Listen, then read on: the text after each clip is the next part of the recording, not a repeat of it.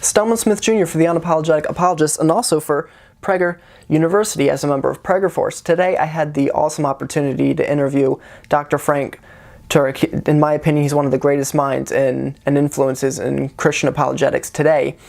And during the full-length interview, which you can go check out, I got the opportunity to ask him about Trump's wall and his thoughts on that, because obviously that's a big hot-button issue right now. And I don't really have too much of my own to add to that. I mean, if you look at Ben Shapiro's coverage of it, Andrew Klavan's coverage of it, they pretty much hit all the points. If you just go on YouTube and watch them, they pretty much cover it fully. I do want to say one thing, though.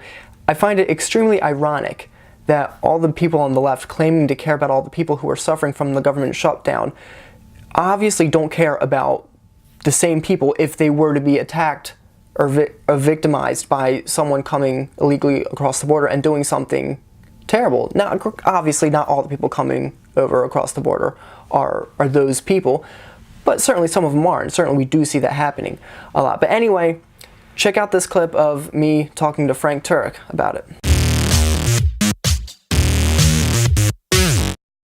And so real quick to touch on the border wall, because that's obviously a big relevant issue right now. Trump has shut down the government, and the Democrats are saying that a wall is immoral, and Chuck Schumer and Nancy Pelosi are saying they care about all these people who have been put out of work, but simultaneously they don't obviously care about the same people enough to put restrictions to keep outside threats from coming in.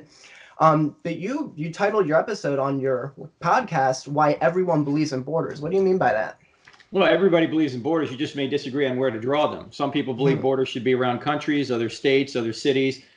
Sometimes it's just their home, right? But nobody believes in open borders. You don't just let anybody into your house to come in and hang out and do whatever they want and use any of your resources, right?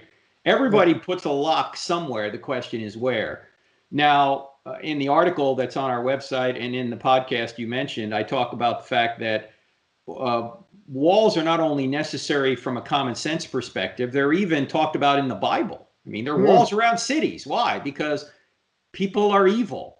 And the way you protect innocent people from evil people is you build walls. Now, I'm not saying everybody outside this country is evil. Don't get me wrong. Every country has walls. Every country has borders. Because if you don't know who's coming into your country, you could be letting in a very bad element, whether it's terrorism, whether it's sexual trafficking, whether it's drug lords, whoever it is, or those very products, drugs. So you need to have a way to control who comes in and out of your country. But we're a nation of immigrants, so we want people to come here, but we want them to come here under controlled conditions so we understand who's coming in. The only way to do that is to have a wall.